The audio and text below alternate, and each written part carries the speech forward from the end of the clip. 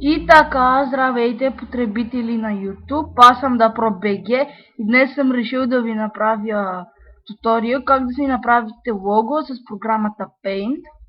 Ето, взимате кофичката, е тая кофичка, цъкате ако сте на Windows 7. Ако сте на Windows 7, цъкате на кофичката и си избирате цвята. Аз съм си избрал жълто и я правя в жълто. След това цъкам тука и цъкам на запълване, пълен цвят и цъкам на синьо.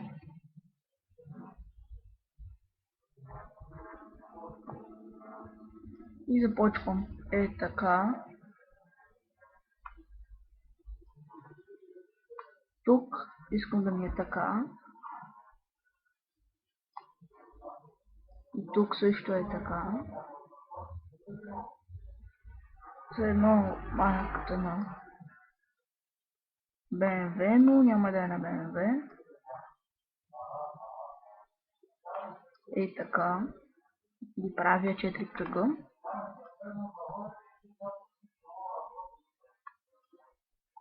Е така.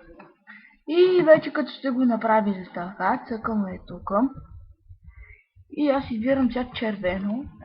Или, добре, айде, жълто ще е. И ги кръговете.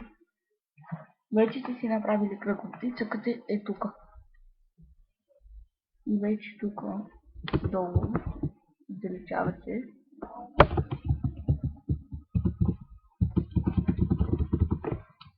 И променяте цвета на черен. И черен тук трябва да бял.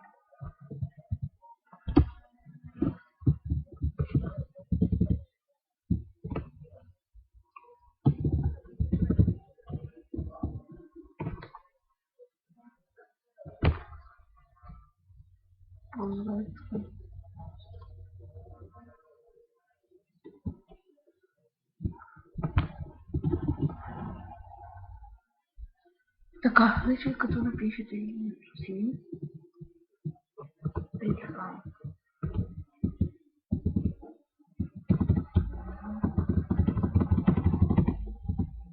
Вече сте написали името си, може ще бъде Иранин.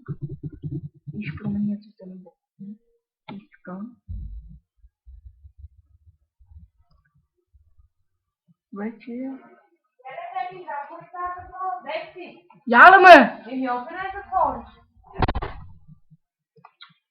Оф. Извинете за този проблем. Оф. Фриранинг. Непрозрачно. И ето ви, вече сте готови. Така. Цъкате тук. Записваме. И то ще ви се запише на работен плод. Запиши. Чакайте да ви се зареди. След като ви се зареди, цъкате тук, където ви е иконката. И ето ви вашето лого. Това беше от мен. Довиждане.